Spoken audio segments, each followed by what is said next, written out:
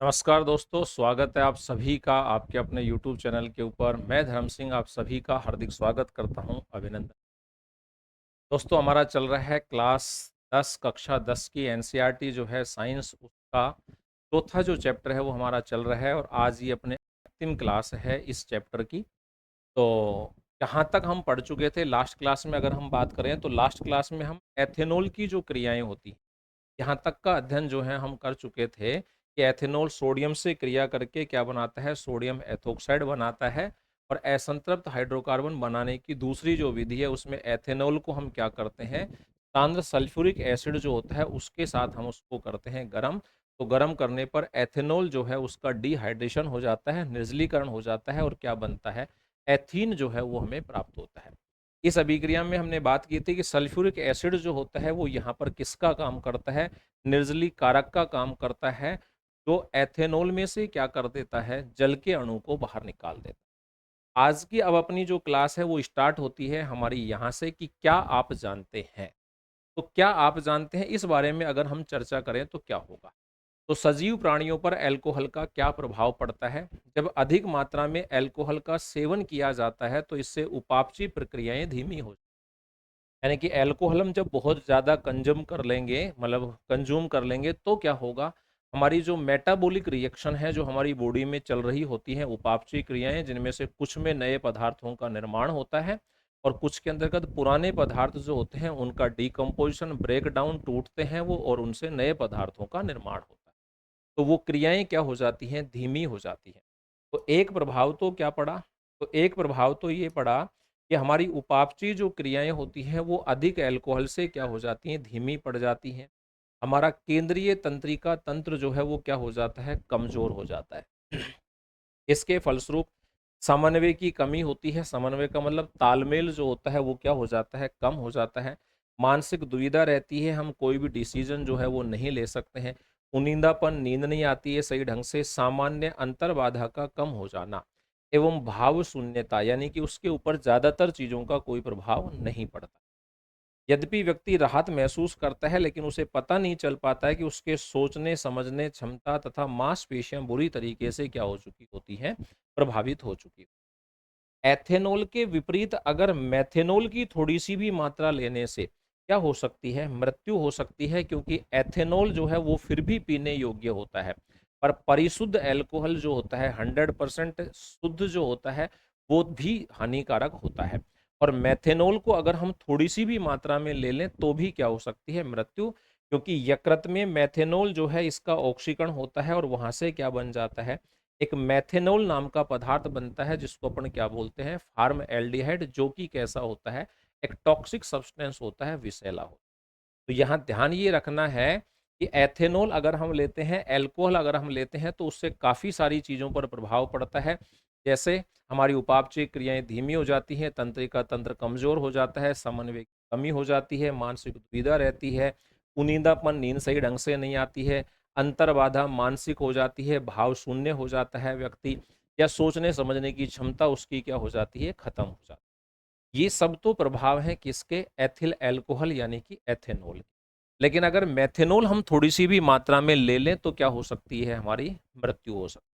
अब आपसे परीक्षा में यही सवाल पूछ लेता है कि मेथेनॉल पीने से व्यक्ति की मृत्यु क्यों हो जाती है, तो उसका सिंपल सा रीजन आपके सामने निकल के आता है। और वो क्या है रीजन अपना, कि मेथेनॉल जो होता है वो क्या करता है, हमारे लीवर में पहुंचता है और लीवर में पहुंचकर उसका क्या होता है, ऑक्सीकरण, और उसके ऑक्सीकरण से क्या बनता है, मैथेनेल यानी कि फार्म एल्डिहाइड जो होता है उसका निर्माण हो जाता है। और मैथेनॉल, मैथेनेल जो है ये हमारे लिए क्या है, हानिकारक होता है। इसी तरीके से आगे हम बात करते हैं। तो मैथेनेल यकृत की कोशिकाओं के घटकों के साथ साथ शीघ्र अभिक्रिया करने लगता है। इससे प्रोटोप्लाज्म जो है उसी प्रकार स्कंदित हो जाता है। स्कंदित का मतलब ये कोगुलेट हो जाता है। यानी कि जैसे कि आपने देखा होगा किसी चीज के अंतर्गत कि मिट्टी वगैरह जैसे होती है पानी में घुली हुई और उसको अपन थोड़ी देर के लिए रख देते हैं तो मिट्टी जो है वो नीचे बैठ जाती है। ये उसी प्रकार से क्या होता है, उसी प्रकार से मैथेनेल जो होता है ये क्या करता है, ये प्रोटोप्लाज्म को क्या कर देता है, स्कंदित कर देता है। और प्रोटोप्लाज्म के स्कंदित हो जाने से कारण, जिस प्रकार पकाने पर अंडा स्कंदित हो जाता है, मैथेनॉल चाक्षुष तंत्रिका को भी प्रभावित करता है, जिससे व्यक्ति क्या हो जाता है, अंधा भी हो सकता है। तो मैथेनॉल पीने से व्यक्ति की मृत्यु क्यों हो जाती है? क्योंकि उससे लीवर में क्या बनता है, मैथेनेल बनता है। मैथेनेल कैसे बनता है कि मैथेनॉल जो होता है उसका लीवर में होता है ऑक्सीकरण, और उसके ऑक्सीकरण से बनता है कौन, मैथेनेल बनता है। ये मैथेनेल क्या करता है, हमारा जो प्रोटोप्लाज्म होता है, जीव द्रव्य जो होता है, उसको क्या कर देता है, स्कंदित कर देता है, यानी कि नीचे जमा कर देता है सेल के अंतर्गत, जिससे हमारी तंत्रिकाएं जो होती हैं या मसल्स जो होती हैं या हमारी कोशिका जो होती हैं, वो सही प्रकार से कार्य नहीं कर पाती है। ये भाई, ये अच्छी तरीके से आपको याद रखना है। एथेनॉल एक महत्वपूर्ण औद्योगिक विलायक भी होता है। औद्योगिक उपयोग के लिए तैयार एथेनॉल का दुरुपयोग रोकने के लिए इसमें क्या मिला देते हैं, मैथेनेल, यानी कि विषैला पदार्थ उसमें मिला देते हैं। नहीं तो क्या करेंगे, लोग इसी को पीने लग जाएंगे, जिससे यह पीने योग्य नहीं रह जाता है। अल्कोहल की पहचान करने के लिए इसमें रंगक मिलाकर इसका रंग कैसा कर दिया जाता है, नीला बना दिया जाता है, जिसे हम क्या कहते हैं, विकृत अल्कोहल के नाम से जानते हैं। यानी कि एथिल अल्कोहल, एथेनॉल जो होता है, ये एक अच्छा विलायक भी होता है, लेकिन उस विलायक का वहां पर काम करने वाले जो लोग हैं वो उसका दुरुपयोग कर सकते हैं, गलत तरीके से उसको यूज में कर ले सकते हैं। इसके लिए उसका दुरुपयोग रोका जाए तो उसमें हमने क्या मिला दिया, मैथेनॉल मिला दिया। अब मैथेनॉल मिला दिया, ये लोगों को कैसे पता चलेगा, तो उसके लिए उसमें रंजक मिला देते हैं, रंग देने वाले पदार्थ, और उसके रंग को कैसा कर देते हैं, नीला कर देते हैं। जब उसका रंग नीला हो जाएगा तो लोगों को पहचान में आ जाता है कि इसमें मैथेनॉल मिला हुआ है। और ऐसे अल्कोहल को जिसमें मैथेनॉल मिला हुआ होता है, उसे हम क्या कहते हैं, विकृत अल्कोहल के नाम से जानते हैं। उसको डीनेचुरेटेड अल्कोहल कहा जाता है। यह भी जानिए, जैसा कि आजकल बहुत ज्यादा चल रहा है, ये सवाल जो है बार बार परीक्षाओं के अंतर्गत पूछा जा सकता है। अभी ईंधन के रूप में अल्कोहल का उपयोग हम करते हैं। जैसे अभी भारत के अंतर्गत कौन चल रहा है, E20 जो है, इसका सबसे ज्यादा सुनने में आ रहा है। बहुत ज्यादा समाचारों के अंतर्गत चर्चा में, टीवी या न्यूज चैनल्स के ऊपर ये बहुत ज्यादा चर्चा में है। यानी कि ये एक ऐसा पेट्रोल होता है जिसमें क्या मिला हुआ होता है, एथेनॉल मिलाया जाता है। और E20 का मतलब होता है कि इसमें 80% कौन होता है, पेट्रोल, जबकि 20% इसके अंतर्गत कौन मिला हुआ होता है, एथेनॉल मिलाया जाता है। गन्ना सूर्य के प्रकाश को रासायनिक ऊर्जा में बदलने में सर्वाधिक सक्षम होता है। इसे गन्ने का रस मोलेसिस बनाने में उपयोग लिया जाता है, जिसका किण्वन करके अल्कोहल क्या किया जाता है, तैयार किया जाता है। यानी कि पेट्रोल में जो अल्कोहल मिलाया जा रहा है वो कहाँ से मिल रहा है, गन्ने से हमको प्राप्त हो रहा है। और गन्ना क्या करता है, ये सूर्य के प्रकाश को किस में बदल देता है, यानी कि लाइट एनर्जी जो है, प्रकाश ऊर्जा जो है, ये उसको किस में कन्वर्ट कर रहा है, केमिकल एनर्जी में कन्वर्ट कर रहा है। गन्ने का रस जो होता है उसमें क्या होता है, मोलेसिस नाम का एक पदार्थ उससे बनाया जाता है, जिसका किण्वन करके अब इस मोलेसिस का क्या करते हैं, फर्मेंटेशन, इसका किण्वन करते हैं। और इसके किण्वन से क्या करते हैं, अल्कोहल जो है वो तैयार किया जाता है। यानी कि एक अच्छा सवाल बन गया कि पेट्रोल में जो अल्कोहल मिलाया जाता है, वो अल्कोहल कहाँ से तैयार होता है, तो वो गन्ने से तैयार होता है। और गन्ने का उपयोग कहाँ करते हैं अपन, मोलेसिस यानी कि शीरा जो होती है, उस शर्करा के निर्माण में हम उसका उपयोग करते हैं। और उसी शर्करा का क्या कराते हैं, हम किण्वन कराते हैं। और उसके किण्वन से क्या प्राप्त करते हैं, अल्कोहल जो है वो प्राप्त किया जाता है। अब ये जो अल्कोहल होता है, इसी अल्कोहल का उपयोग हम किस में करते हैं, पेट्रोल के अंतर्गत मिलाने में इसी अल्कोहल का क्या किया जाता है, उपयोग किया। कुछ देशों में अल्कोहल में पेट्रोल मिलाकर उसे स्वच्छ ईंधन के रूप में इस्तेमाल किया जाता है। यह ईंधन पर्याप्त ऑक्सीजन की उपस्थिति में जलने पर केवल क्या बनाता है, कार्बन डाइऑक्साइड एवं जल उत्पन्न करता है। इस कारण एथेनॉल को अपेक्षाकृत पर्यावरण अनुकूल ईंधन माना जाता है, यानी कि इको फ्रेंडली फ्यूल जो होता है, उस नाम से इसको हम जानते हैं। यह कई देशों में पेट्रोल के साथ मिश्रित करके बायोफ्यूल के रूप में क्या किया जाता है, उपयोग किया। तो क्यों करते हैं उसका भी रीजन पता चल गया कि ये वायु की पर्याप्त मात्रा में जलकर सिर्फ किसका निर्माण करता है, कार्बन डाइऑक्साइड और जल का ही निर्माण करता है। इसलिए इसको किसके रूप में जाना जाता है, बायोफ्यूल। तो बायोफ्यूल जो होता है, ये एक अच्छा सवाल हमारे लिए निकल के आया कि बायोफ्यूल जो होता है इसमें कौन होता है, तो बायोफ्यूल में होता है पेट्रोल प्लस एथेनॉल। बायोफ्यूल में कौन होता है? पेट्रोल प्लस कौन होता है? एथेनॉल जो होता है ये बायोफ्यूल के अंतर्गत होता है भैया, ध्यान रखना। और ये एथेनॉल कहाँ से प्राप्त होता है? ये एथेनॉल प्राप्त होता है गन्ना से। गन्ने में किससे करते हैं? गन्ने में करते हैं मोलेसिस के किण्वन से। गन्ने में कैसे प्राप्त कर सकते हैं? तो गन्ने में इसको प्राप्त किया जाता है मोलेसिस का क्या कराकर? मोलेसिस का किण्वन कराकर इसको क्या किया जाता है? प्राप्त। अब देखिए ये कोई भी टीचर जो है वो हमको किसी क्लास में नहीं बताता है। ऐसे ऐसे सवाल जो है वो कहाँ से निकल के आते हैं? एनसीईआरटी जो होती है वहां से ऐसे सवाल निकल के आते हैं। तो सबसे ज्यादा इस समय चर्चा में, ध्यान रखना, भारत के अंतर्गत इस समय सर्वाधिक चर्चा में बना हुआ है E20 शब्द जो है। और ये E20 शब्द क्या होता है ये हमने इस क्लास के अंतर्गत जानने का प्रयास किया कि गन्ना जो है ये सबसे अच्छा स्रोत माना जाता है प्रकाश ऊर्जा को केमिकल एनर्जी में कन्वर्ट करने वाला। और यहां पर गन्ने में क्या बनता है? यहां पर गन्ने में बनता है मोलेसिस नाम का एक पदार्थ। और उस मोलेसिस का हम क्या कराते हैं? उसका हम किण्वन कराते हैं। और उसके किण्वन से क्या प्राप्त होता है? एथेनॉल। और इसी एथेनॉल को जब हम पेट्रोल के साथ मिला देते हैं तो हमें प्राप्त होता है एक बहुत ही स्वच्छ ईंधन। और उस स्वच्छ ईंधन का नाम क्या होता है? बायोफ्यूल के नाम से जिसको हम जानते हैं। ये बायोफ्यूल स्वच्छ ईंधन क्यों माना जाता है? क्योंकि जब ये वायु की पर्याप्त मात्रा में जलता है तो इसके जलने से केवल कार्बन डाइऑक्साइड और पानी यानी कि H2O ही प्राप्त होता है। तो प्रदूषण की मात्रा जो हो जाती है वो बहुत कम हो जाती है। तो पेट्रोल के साथ मिलाकर जब एथेनॉल को यूज में लिया जाता है तो उसे हम बोलते हैं बायोफ्यूल के नाम से उसको जानते हैं। ध्यान रखना। नेक्स्ट चलते हैं अपन एथेनोइक अम्ल के गुणों की बात करते हैं। अब तो अभी तक एथेनॉल की बात की थी, अब एथेनोइक अम्ल जो होता है उसकी बात करते हैं, जिसका फॉर्मूला क्या होता है? इसका फॉर्मूला होता है CH3COOH। एथेनोइक अम्ल को सामान्यतः एसिटिक अम्ल भी कहा जाता है तथा यह कार्बोक्सिल अम्ल समूह से क्या होता है? संबंधित। एसिटिक अम्ल के 3 से 4% विलयन को सिरका कहा जाता है। इसी का कौन सा विलयन? 3 to 4% सॉल्यूशन जो होता है उसी को किस नाम से जानते हैं? सिरका से। और इसी सिरका का उपयोग कहाँ करते हैं? अचार के परिरक्षण में इसका क्या किया जाता है? उपयोग किया जाता है। शुद्ध एथेनोइक अम्ल जो होता है इसका गणनांक होता है 290 केल्विन।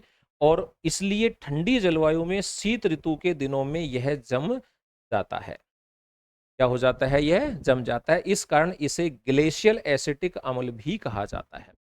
तो देखो इसका गलनांक कितना होता है? 290 केल्विन इसका जो होता है वो गलनांक होता है। ऐसी स्थिति में क्या होगा? ठंडे देश जो होते हैं वहां पर जब सर्दियों के दिन होते हैं उनके अंतर्गत ये क्या हो जाता है? जम जाता है। और जम जाता है इसीलिए इसका एक दूसरा नाम भी हो गया। इसको अपन किस नाम से जान रहे हैं? ग्लेशियल एसिटिक अम्ल के नाम से जानते हैं। और इसी का 3 से 4% जो विलियन होता है उसको किस नाम से जानते हैं? सिरका।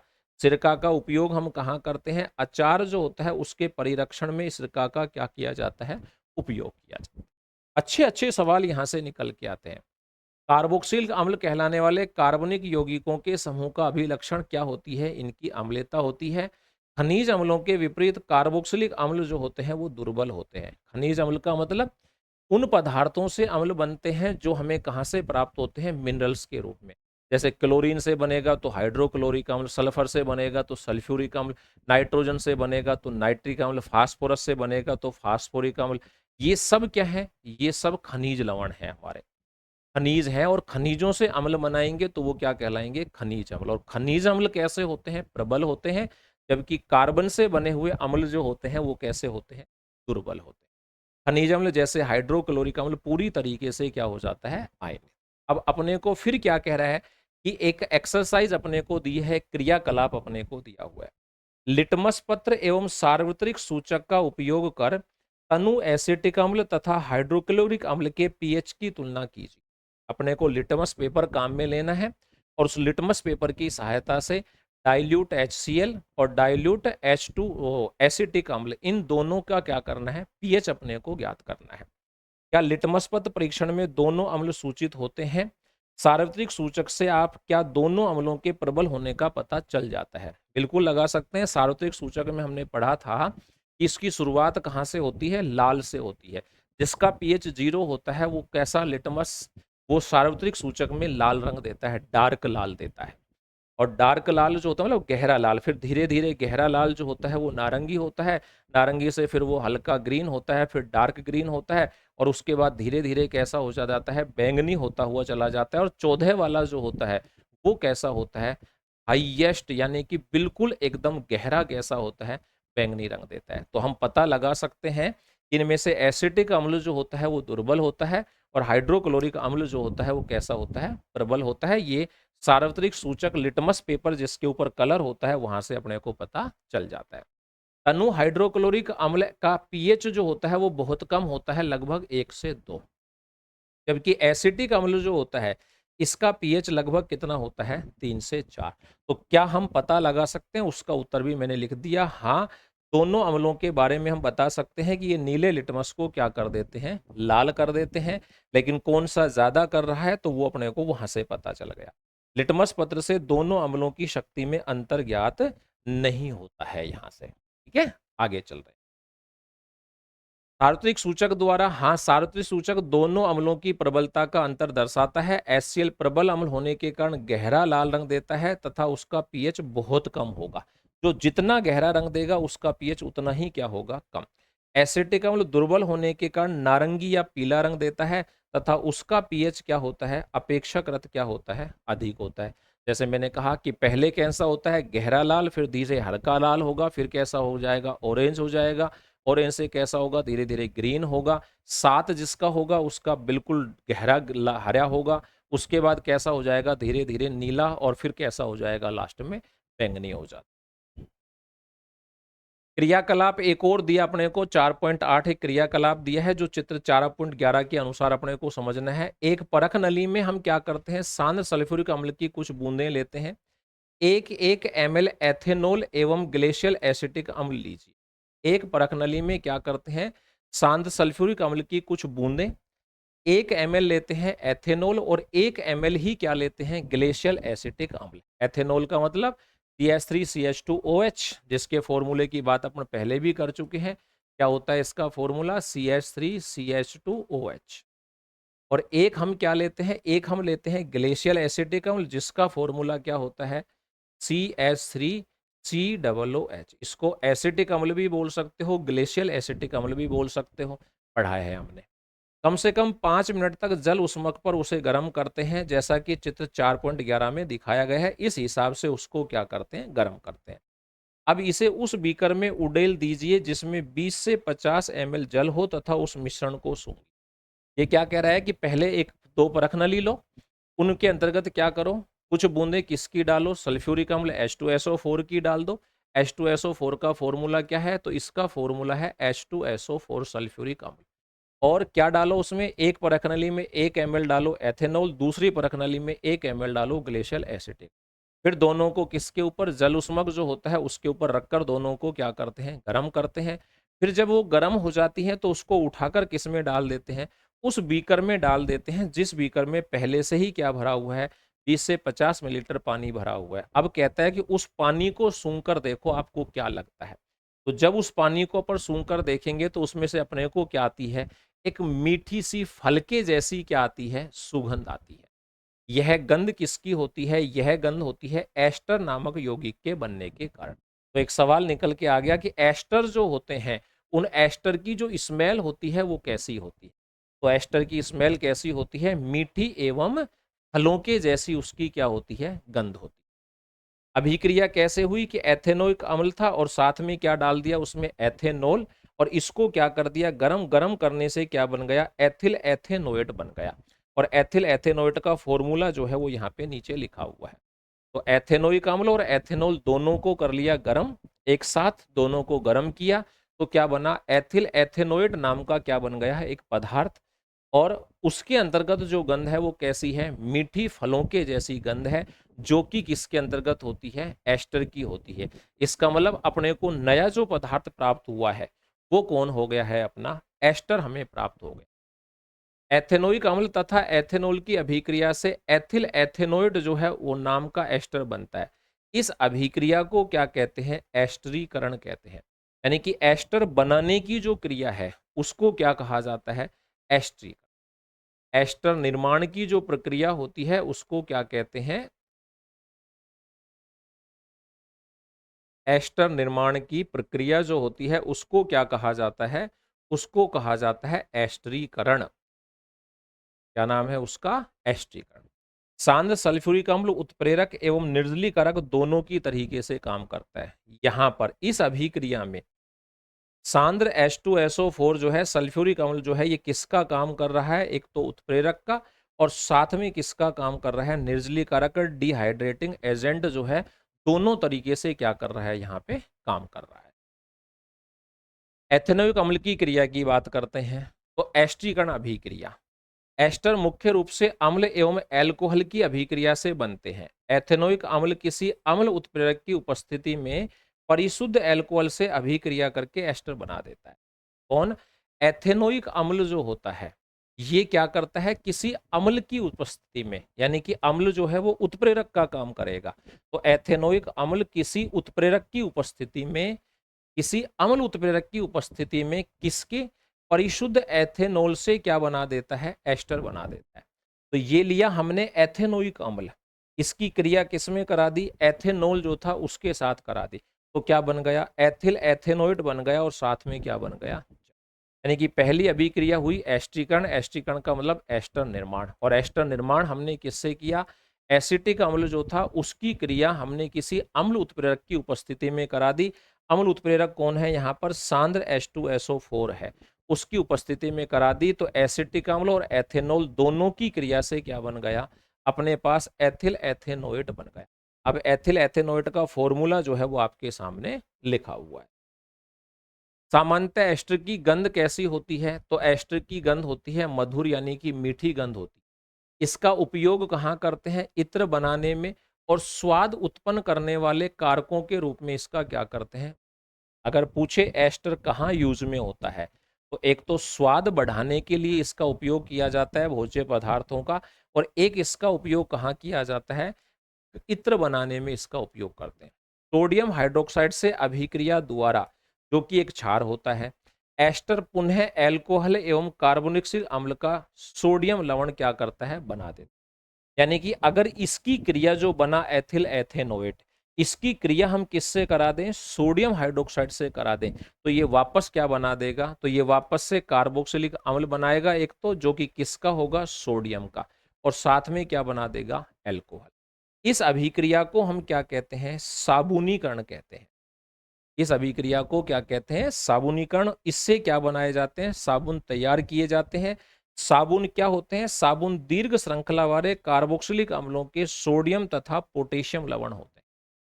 क्या होते हैं? सोडियम और पोटेशियम लवण। तो देखो कैसे हुई अभिक्रिया, नीचे लिखा हुआ है। एथिल एथेनोइड था, इसकी क्रिया किससे करा दी? सोडियम हाइड्रोक्साइड जो कि एक क्षार था, क्षार से करा दी, तो क्या बना? एक तो बना एथेनॉल, और एक अपने पास क्या बना?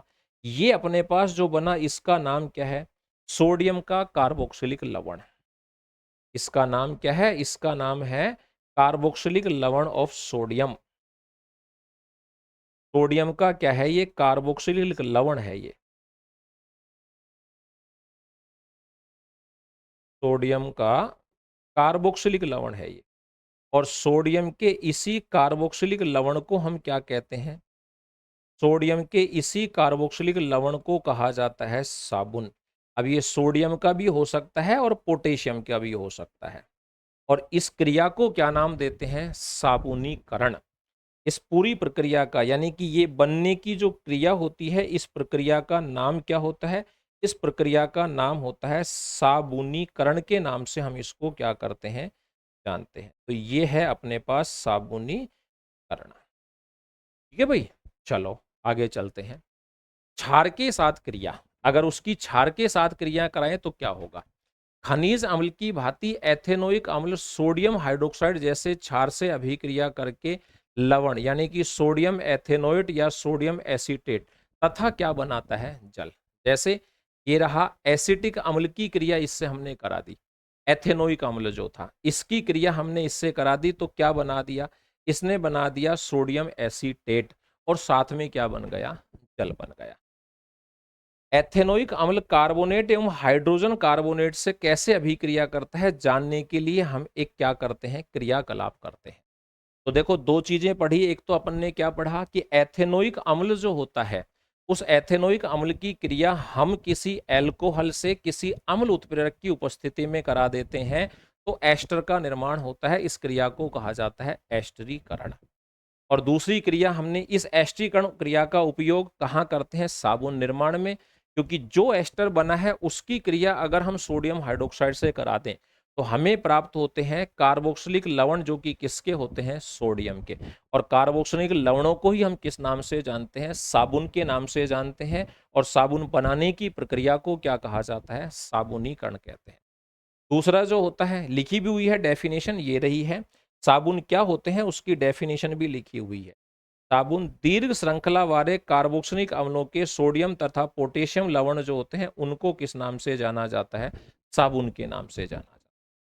और दूसरी क्रिया होती है कि अगर क्षारक के साथ क्रिया कराएं तो क्या बनाएगा, सोडियम एथेनोएट बनाएगा या फिर सोडियम एसीटेट। एक ही चीज है, नाम दो तरीके से लिखा हुआ है। कैसे बनता है, जैसे उसकी रिएक्शन आपके सामने यहां पे लिखी हुई। ठीक है। अब ये कह रहा है कि एथेनोइक अम्ल जो होता है ये कार्बोनेट या हाइड्रोजन कार्बोनेट से, कार्बोनेट का मतलब CO3, कार्बोनेट का मतलब क्या होता है, कार्बोनेट का मतलब होता है CO3-2, कार्बोनेट CO3-2। और हाइड्रोजन कार्बोनेट क्या होता है, HCO3-1। हाइड्रोजन कार्बोनेट क्या होता है, तो हाइड्रोजन कार्बोनेट होता है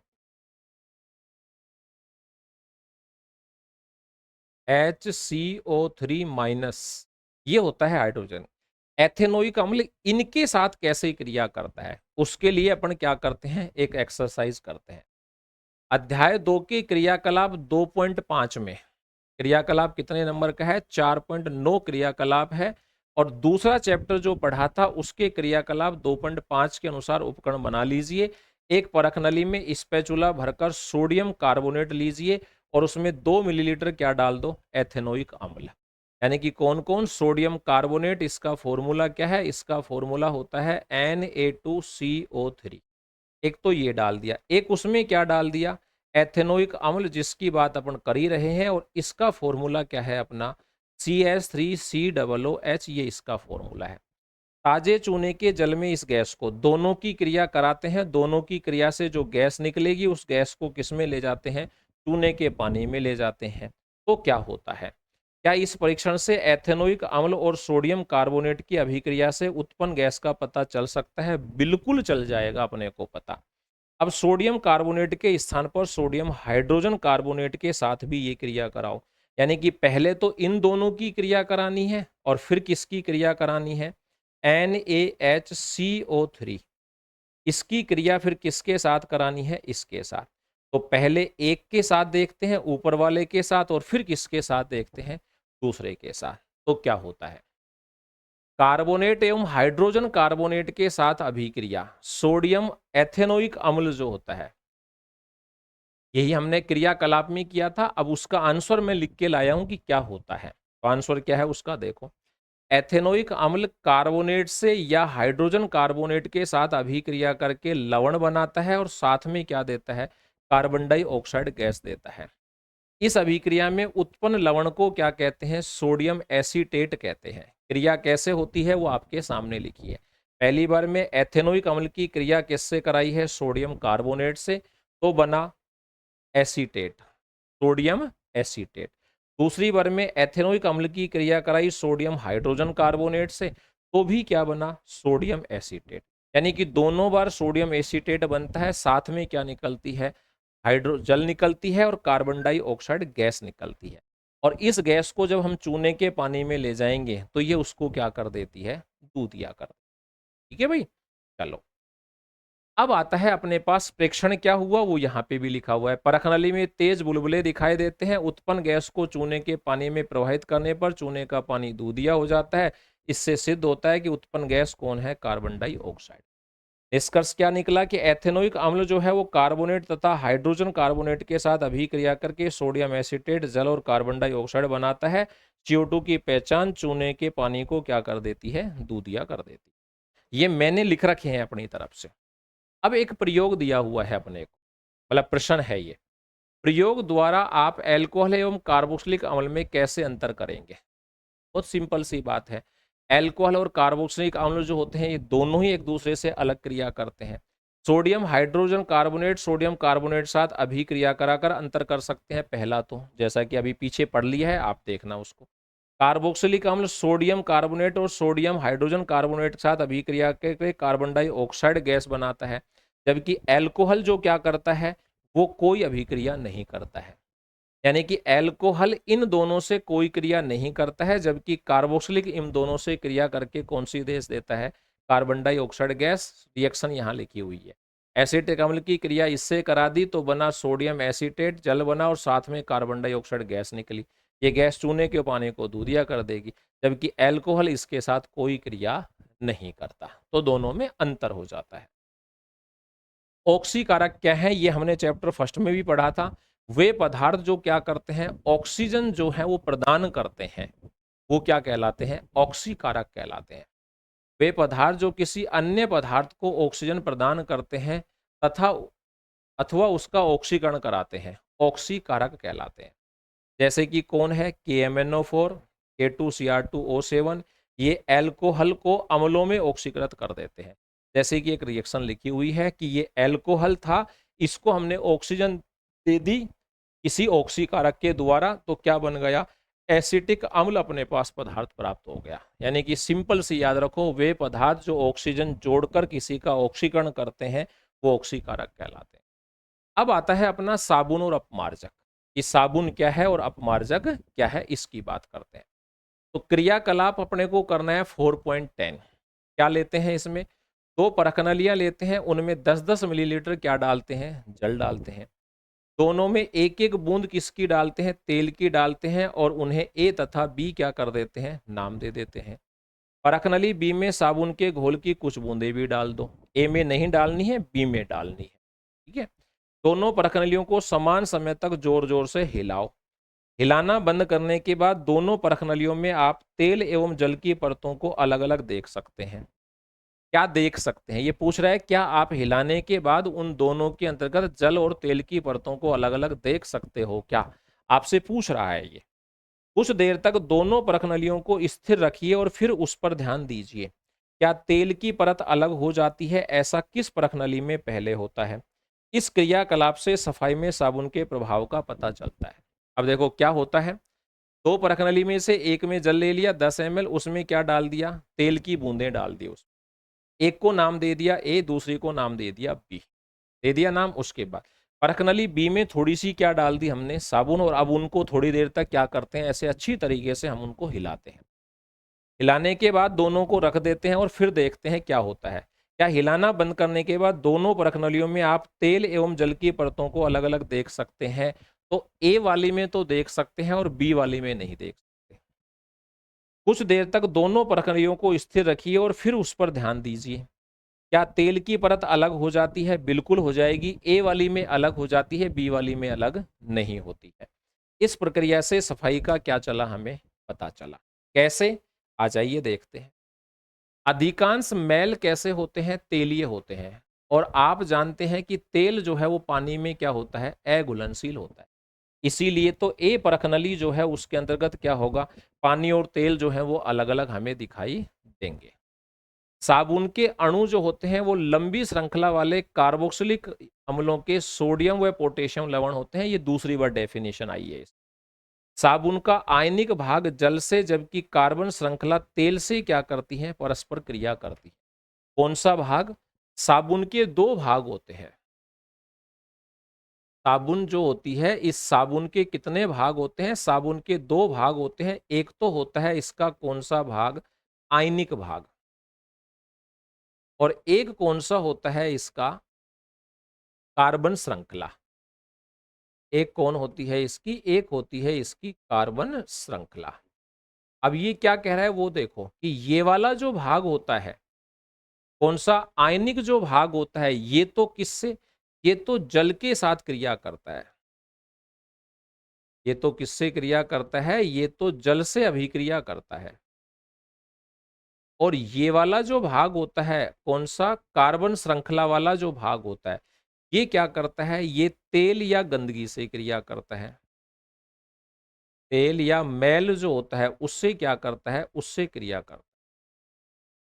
यानी कि ये भी मैं कह सकता हूं कि ये वाला भाग जो होता है ये जल की तरफ जाता है, इसलिए आप इसको कह सकते हो साइंस की भाषा में जल स्नेही।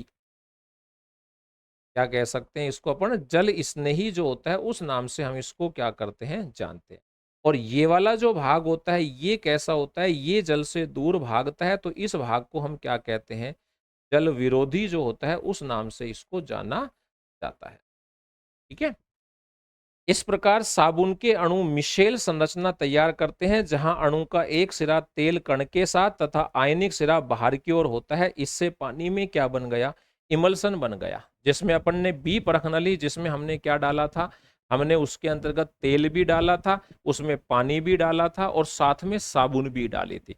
तो साबुन का जो भाग होगा कौन सा, ये वाला भाग तो उसके पानी वाले हिस्से से जुड़ जाएगा और ये वाला भाग जो है उसके तेल वाले हिस्से से जुड़ जाएगा। इसलिए जल और तेल की परतें जो हैं वो यहाँ पर अलग नहीं हो पाएंगी। तो ए परखनली में अलग हो जाती है, जबकि बी परखनली में वो अलग नहीं होती।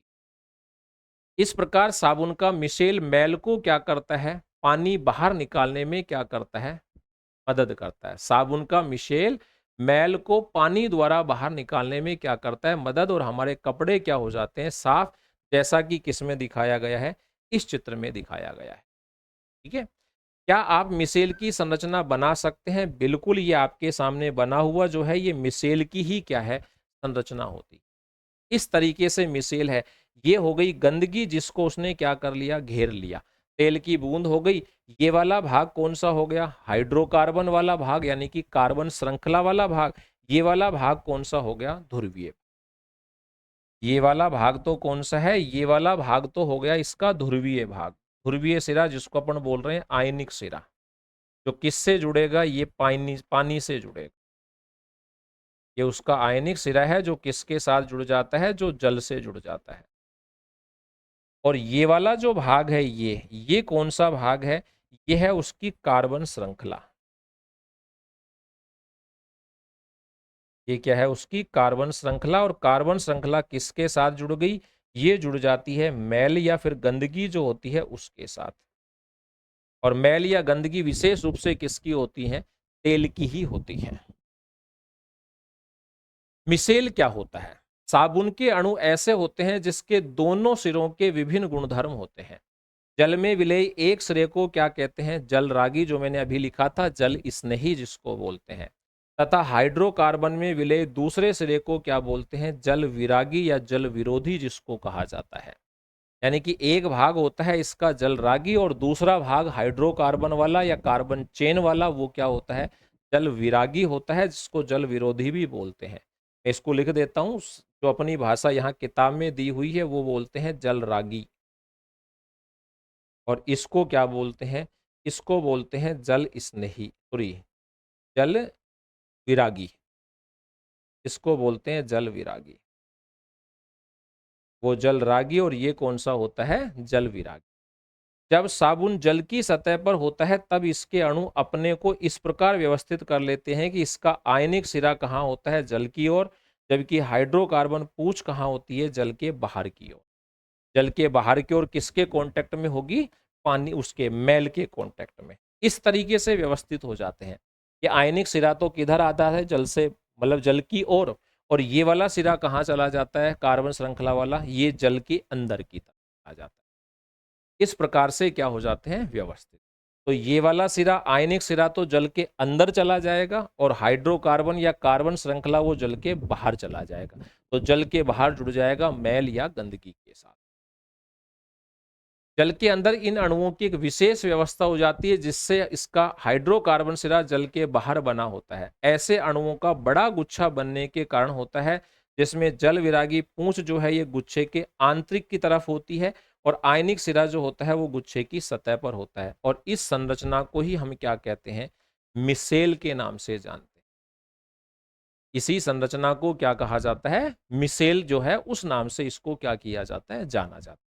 मिसेल के रूप में साबुन स्वच्छ करने में सक्षम होता है क्योंकि तेल मैल मिसेल के केंद्र में क्या हो जाता है, एकत्रित हो जाता है और साबुन के अणु जो होते हैं वो उसको पकड़ के आसानी से क्या कर देते हैं, बाहर ले आते हैं। मिसेल विलियन में कोलाइड के रूप में बने रहते हैं तथा आयन आयन विकर्षण के कारण अवक्षेपित नहीं होते हैं। इस प्रकार मिशेल में तैरते मैल आसानी से हटाए जा सकते हैं। साबुन के मिशेल प्रकाश को प्रकीर्णित कर सकते हैं। यही कारण है कि साबुन का घोल कैसा दिखाई देता है अपने को, इसके जैसा, बादलों के जैसा दिखाई देता है, क्योंकि जिस तरीके से बादलों में प्रकाश जो होता है वो सब दिशाओं में फैल जाता है, इसी प्रकार साबुन के कण जो होते हैं उनके साथ भी प्रकाश जो है वो सभी दिशाओं में फैल जाता है और वो हमको कैसा दिखाई देता है, वो हमको दिखाई देता है बादलों के जैसा जो है उस प्रकार का दिखाई देता है। अब आता है अपना क्रियाकलाप। अलग अलग परखनलियों में 10-10 ml आशुद्ध जल एवं कठोर जल लीजिए, यानी कि 2 परखनली ले लो। एक में तो ले लेते हैं डिस्टिल वाटर जिसको अपन बोलते हैं बरसात का पानी ले लो, या अपन जिसको बोलते हैं ना मीठा पानी, मृदु जल जिसको अपन बोलते हैं वो ले लो। और दूसरी में ले लो कठोर जल जो कि हैंडपंप, कुएं या फिर किसी झील से मिला हो जिसको अपन खारा पानी बोलते हैं। तो एक में तो ले लिया मीठा पानी, एक में ले लिया खारा पानी। दोनों परखनलियों को एक ही समय तक हिलाइए एवं उससे बनने वाले झाग पर ध्यान दीजिए। किस परखनली में अधिक झाग बनते हैं, तो दोनों परखनलियों में थोड़ी थोड़ी साबुन डाल दो और साबुन डालने के बाद दोनों परखनलियों को हिलाओ, तो किस परखनली में ज्यादा झाग बनेंगे, जो मीठे पानी की परखनली होगी उसमें झाग जो है वो ज्यादा बनेंगे। किस परखनली में श्वेत दही जैसा अवक्षेप प्राप्त होगा, तो जिसमें खारा पानी लिया था। झाग किस में ज्यादा बनते हैं, ध्यान रखना आशुद्ध जल वाली जो परखनली थी उसमें बनेंगे झाग ज्यादा। आशुद्ध जल वाली जो परखनली थी उसमें ज्यादा झाग बनेंगे। और किस परखनली में श्वेत दही के जैसा अवक्षेप बनेगा, तो दही के जैसा अवक्षेप बनेगा कठोर जल वाली जो परखनली थी उसके अंतर्गत। ये कठोर जल वाली परखनली थी, इसमें बनेगा कौन सा, अपना कम झाग जो है। शिक्षक के निर्देश यदि आप पे कठोर जल उपलब्ध नहीं है तो साधारण जल में हाइड्रोजन कार्बोनेट, सल्फेट, मैग्नीशियम या कैल्शियम क्लोराइड मिलाकर उसको बना सकते हो। बाकी आजकल तो मिल जाता है आपको आसानी से।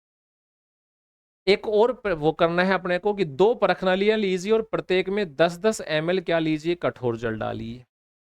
एक में साबुन के घोल की 4-5 बूंदें तथा दूसरे में अपमार्जक जो सर्फ होता है, डिटर्जेंट जो होता है उसकी 5 बूंदें डालो। यानी कि फिर से क्या करना है अपने को, एक दूसरा प्रयोग जिसमें अपन क्या करेंगे, 2 परखनली लेंगे, दोनों के अंतर्गत क्या ले लिया, पानी ले लिया। कौन सा ले लिया, कठोर पानी ले लिया दोनों में। उसमें से एक में तो क्या डाल दिया, साबुन, और एक में क्या डाल दिया हमने, सर्फ डाल दिया। अब दोनों को हिलाते हैं।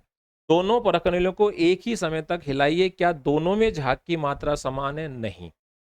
कठोर जल में जिसमें साबुन मिलाया था उसमें तो झाग कम बनेंगे, और जिसमें सर्फ यानी कि अपमार्जक मिलाया था उसमें झाग जो है वो ज्यादा बनेंगे। इस परखनली में दही जैसा ठोस पदार्थ बनता है, तो जिसमें अपन ने साबुन मिलाया था, साबुन वाली जो परखनली होगी उसमें झाग जो है, सॉरी, उसमें दही जैसा पदार्थ बनेगा। साबुन वाली परखनली जो थी उसमें क्या होगा, दही जैसा जो पदार्थ है वो उसके पैंदे में अपने को क्या होगा, प्राप्त होगा। क्या आपने कभी स्नान करते समय अनुभव किया है कि झाग मुश्किल से बन रहे हैं, खूब देख लेते हैं, तथा जल से शरीर धो लेने के बाद भी कुछ अघुलनशील पदार्थ जो है वो जमा रहते हैं। लगता है ना, साबुन से नहा भी लिए, पानी भी खूब डाल लिया, फिर भी शरीर पर थोड़ी सी चिकनाई सी जो है वो अपने को फील हो रही। ऐसा इसलिए होता है क्योंकि साबुन कठोर जल में उपस्थित कैल्शियम एवं मैग्नीशियम लवणों से अभिक्रिया करता है। और ये जो कैल्शियम और मैग्नीशियम के लवण होते हैं कठोर जल के, वो पानी में क्या होते हैं, अघुलनशील होते हैं। इसीलिए ना तो साबुन झाग देता है, ना वो मैल या गंदगी को क्या कर पाता है, दूर कर पाता है। ऐसे में आपको अधिक मात्रा में साबुन का क्या करना पड़ता है, उपयोग करता है।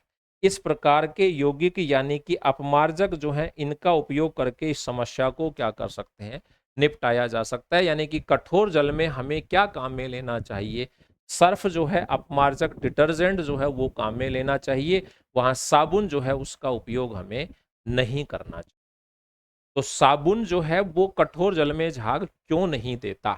उसका रीजन हमें पता चल गया, क्यों नहीं देता, क्योंकि साबुन कठोर जल में कैल्शियम और मैग्नीशियम के जो लवण होते हैं उनसे क्रिया करता है, और ये लवण जो है ये पानी में क्या होते हैं, अघुलनशील होते हैं, जिसके कारण साबुन झाग भी नहीं देता, मैल भी साफ नहीं निकलता, और साबुन भी ज्यादा क्या होता है, हमारा खर्च होता है। ठीक है भाई, चलिए आगे चलते हैं अपना। अपमार्जक क्या होते हैं? ये लंबी श्रृंखला वाले सल्फोनिक अम्ल होते हैं। वो कार्बोक्सिलिक लवण थे और ये कौन से होते हैं, अपने सल्फोनिक लवण होते हैं। बस इतना सा ही फर्क होता है। तथा लंबी श्रृंखला वाले अमोनियम लवण भी होते हैं जो क्लोराइड या ब्रोमाइड आयनों के साथ बनते हैं। इन यौगिकों का आवेशित सिरा कठोर जल में उपस्थित कैल्शियम एवं मैग्नीशियम आयनों के साथ अघुलनशील पदार्थ नहीं बनाता। तो अपमार्जक क्या हुए? तो अपमार्जक अपने हो गए, किसको कहेंगे अपमार्जक? अपमार्जक सामान्यतः लंबी श्रृंखला वाले सल्फोनिक अथवा लंबी श्रृंखला वाले अमोनियम लवण होते हैं जो क्लोराइड या ब्रोमाइड आयनों के साथ बनते हैं। यानी कि इसमें दो चीजें हो गई, चेंज क्या हुआ, एक तो सल्फोनिक लवण आ गए, दूसरा चेंज क्या हुआ कि क्लोराइड और ब्रोमाइड क्या होते हैं इसमें, आयन सोडियम की जगह पर।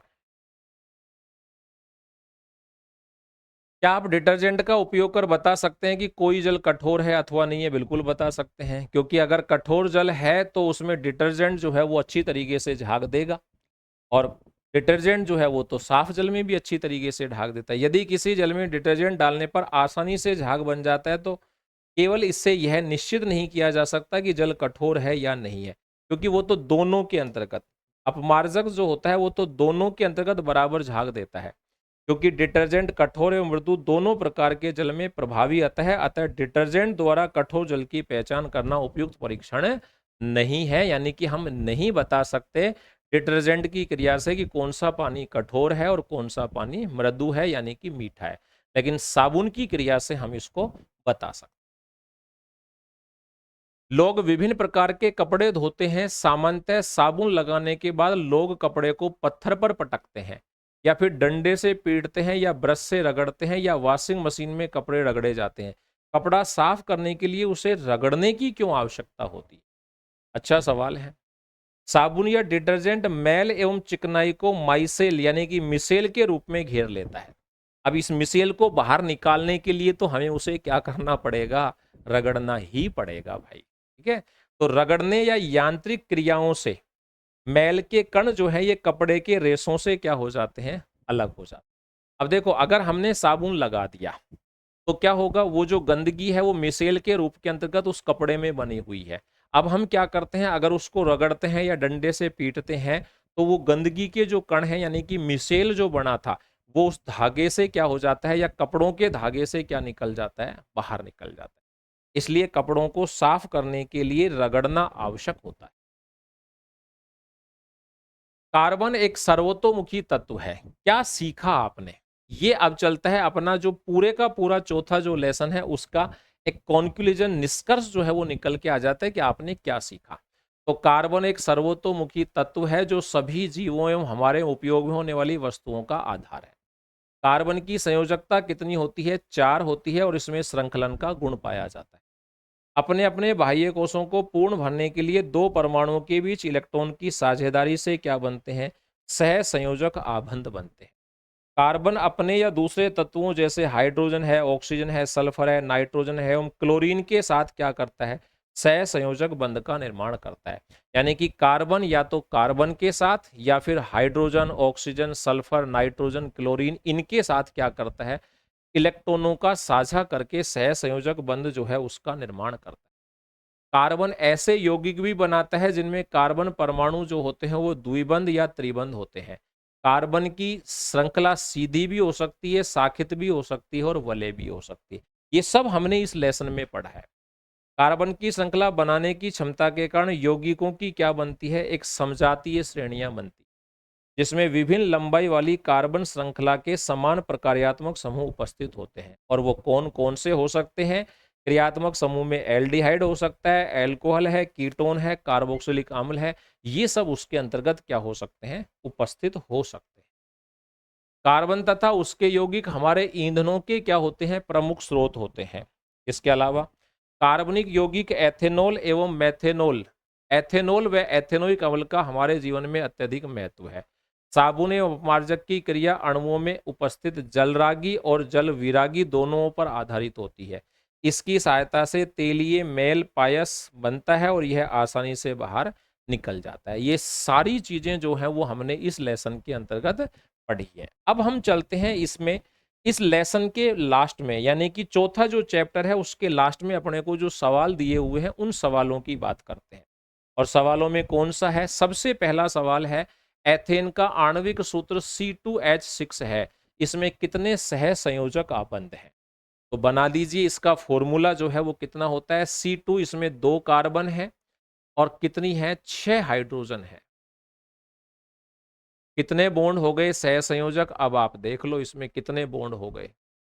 तो 1 2 3 4 5 6 और एक ये हो गया 7। तो कितने हो गए? इसमें 7 सह संयोजक आबंध है। आगे चलो। ब्यूटेनोन चतु कार्बनिक यौगिक है जिसका क्रियात्मक समूह क्या है? ब्यूटेनोन। ओन आ रहा है, ओन के लिए मैंने आपको कहा था इसमें कौन सा समूह आता है? ओन के लिए समूह आता है कीटोन, और कीटोन का क्या होता है? C double bond O। जहां पर क्या बोल रहा है? ओन जहां मिल रहा है, ब्यूटेनोन। ब्यूटेनोन जो है इसके बारे में अपन ने बात की थी कि ब्यूटेनोन नाम के लास्ट में क्या आ रहा है? ओन, और ओन किसके लिए काम में आता है? कीटोन। तो आंसर क्या हो गया अपना? कीटोन।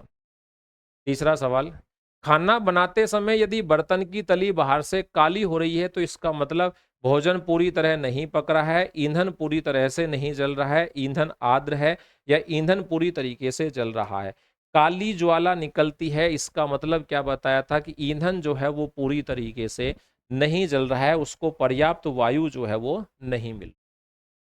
CHCl में आबंध निर्माण का उपयोग कर सह संयोजक आबंध की प्रकृति को समझाइए। बना देते हैं। ये लो भाई, एक कार्बन है, इस कार्बन के साथ 3 हाइड्रोजन जुड़ी हुई है यहां पर, और क्या जुड़ी हुई है? एक जो है वो क्लोरीन जुड़ी हुई है इसके साथ। अब क्लोरीन के पास कितने होते हैं? क्लोरीन के पास होते हैं 7। तो यहां पर ये 6 तो मैंने लिख दिए और एक यहां बॉन्ड में काम आ गए। कार्बन के पास कितने होते हैं? कार्बन के पास होते हैं 4, और कार्बन के चारों जो है वो मैंने लिख दिए, ये व्हाइट वाले कार्बन। और हाइड्रोजन के पास कितना होता है? एक। तो हाइड्रोजन का एक मैंने यहाँ पे भी लिख दिया। तो इसने तो क्या किया? क्लोरीन के साथ एक बंध का, एक इलेक्ट्रॉन का साझा, यहाँ पर भी हाइड्रोजन के साथ एक इलेक्ट्रॉन का साझा, इधर भी हाइड्रोजन के साथ और इधर भी हाइड्रोजन के साथ एक इलेक्ट्रॉन का क्या कर लिया? साझा। और क्या बन गया? CH3Cl बन गया। इलेक्ट्रॉन बिंदु संरचना लिखो। इलेक्ट्रॉन बिंदु संरचना बना देते हैं। बनी हुई है वैसे तो, मैंने चित्र में दिखाई रखा है। यहां पर एक एक इलेक्ट्रॉन का साझा हुआ है इन सब जगह पर, और यहां पर भी एक एक का हुआ है, लेकिन यहां कितने का साझा हुआ है? यहां दो दो का साझा हुआ।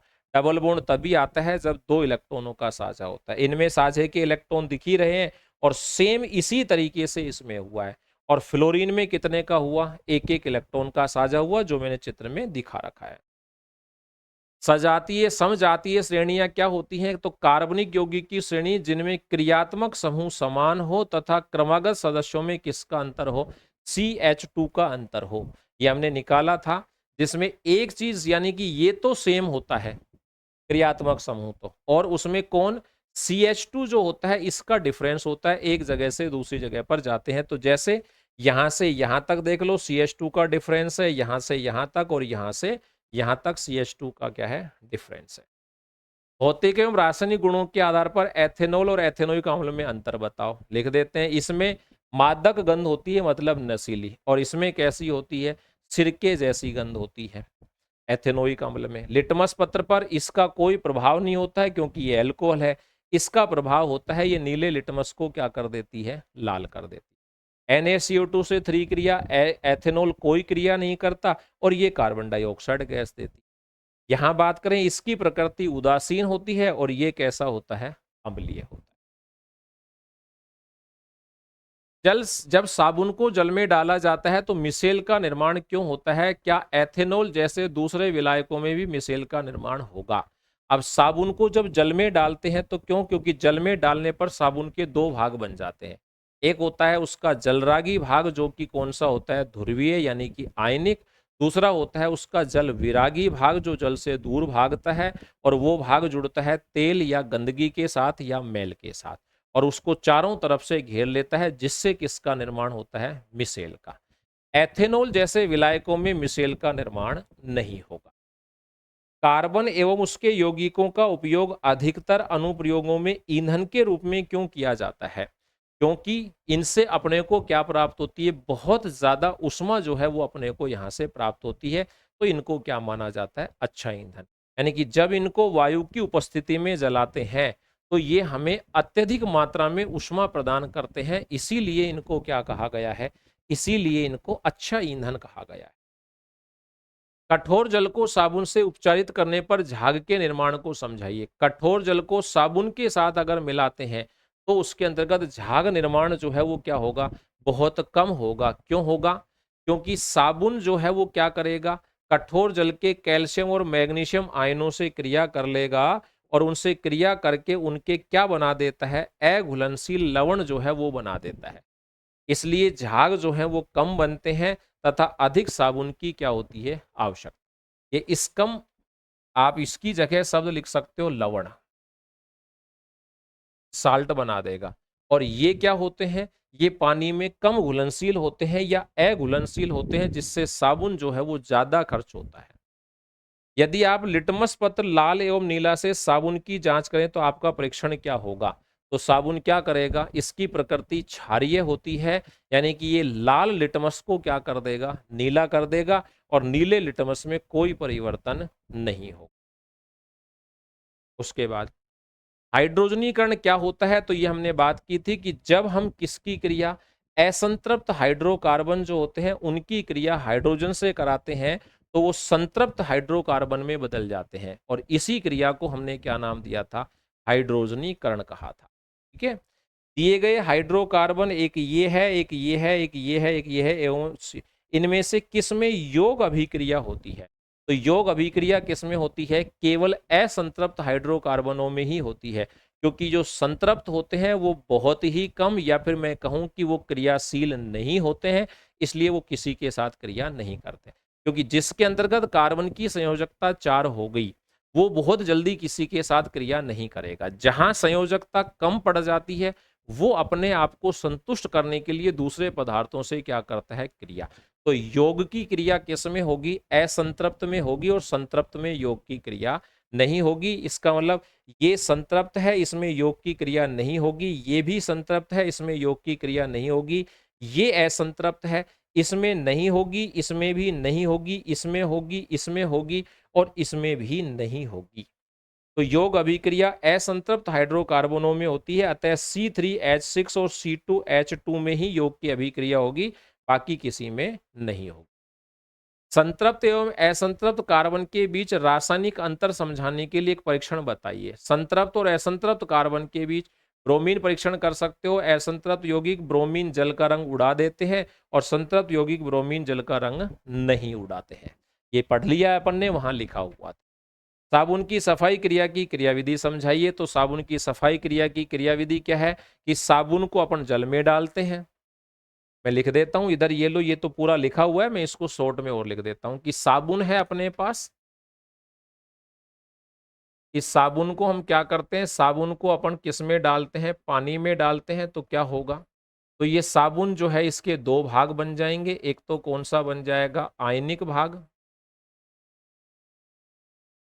एक तो कौन सा बन जाएगा? एक तो बन जाएगा इसका आयनिक सिरा, और एक क्या बन जाएगा? इसका कार्बन श्रृंखला। एक सिरा इसका बन जाएगा कार्बन श्रृंखला, या फिर इसको आप दूसरा नाम भी दे सकते हो, हाइड्रोकार्बन श्रृंखला। इसका दूसरा नाम क्या है? हाइड्रोकार्बन श्रृंखला। ये दो बन जाएंगे। अब इनमें से भी क्या होता है? इनमें से भी वो भी लिख दे रहा हूं मैं। इनमें से भी क्या होता है? ये वाला कैसा होता है? ये होता है जल रागी। रागी का मतलब होता है स्नेह करने वाला। अब ये रागी नहीं समझ में आता है तो ये शब्द याद रखना, जल स्नेही। और ये वाला जो सिरा होता है वो कैसा होता है, ये होता है जल विरागी। ये कैसा होता है, जल विरागी, यानी कि ये जल से दूर भागता है, तो जल विरोधी कह सकते हो इसको आप। तो ये सिरा होता है इसका जल विरोधी सिरा। अब आगे बात करें तो जल स्नेही जो है ये तो कहाँ होता है, जल के अंदर। ये तो होता है जल के अंदर, या फिर अंदर भी नहीं लिखना चाहो तो आप लिख सकते हो जल से क्रिया करता है ये तो क्या करता है, जल से क्रिया, यानी कि जल के साथ जुड़ जाएगा ये तो। और ये क्या होगा, ये जाएगा कहां पर, तेल या मैल के साथ। तेल या मैल से क्या करेगा, ये तेल या मैल से क्रिया करता है। और आप इसको कह सकते हो कि ये होता है जल से बाहर। और इस तरीके से क्या बन जाता है, इस तरीके से बन जाती है अपनी कौन सी, मिसेल जो होता है वो इस तरीके से बन जाता है। इस तरीके से किसका निर्माण हो जाएगा, इस तरीके से निर्माण हो जाता है मिसेल का। और मिसेल बनने की क्रिया को हम क्या कहते हैं, उसे कहा जाता है मिसेलीकरण। मिसेल बनने की क्रिया को क्या कहते हैं, उसे कहा जाता है मिसेलीकरण। लो भाई, हो गया आपका साबुन की क्रिया। ठीक है, ये सब यहां पे लिखा हुआ है। चलिए तो दोस्तों, ये आपका 10वीं क्लास का कार्बन एवं उसके यौगिक, एनसीईआरटी कक्षा 10 की साइंस जो थी उसका फोर्थ जो चैप्टर है, जिसका नाम क्या होता है अपना, कार्बन एवं उसके यौगिक, ये यहाँ पे पूरी तरीके से खत्म होता है। अब आप इसको अपने यूज में ले सकते हो, किस तरीके से ले सकते हो, तो जो 10वीं क्लास की परीक्षा दे रहे हैं विद्यार्थी इस बार हिंदी मीडियम के, वो भी इसको पढ़ सकते हैं। आप अगर किसी कॉम्पिटिटिव एग्जाम की तैयारी कर रहे हो तो ये आपके लिए भी बहुत ज्यादा यूजफुल है, दोनों के लिए। यानी कि एक क्लास के अंतर्गत अपने जो दो पर्पज हैं वो पूरे हो गए। कॉम्पिटिटिव एग्जाम जैसे आप आरएएस, पीएसआई, यूपीएससी देना चाह रहे हो, या फिर आप कोई दूसरा कॉम्पिटिटिव एग्जाम दे रहे हो, रेलवे है, एसएससी है, जिसके अंतर्गत साइंस आती है, तो मैं कहता हूं कि आपके लिए ये दी बेस्ट पार्ट है। और जो विद्यार्थी 10वीं कक्षा की परीक्षा दे रहे हैं उनके लिए तो ये है ही अपने आप में इंपॉर्टेंट। तो फिर मिलेंगे अगली क्लास के अंतर्गत नए चैप्टर के साथ। तब तक आप सभी लोगों को धन्यवाद। Wish you all the best. Have a nice day.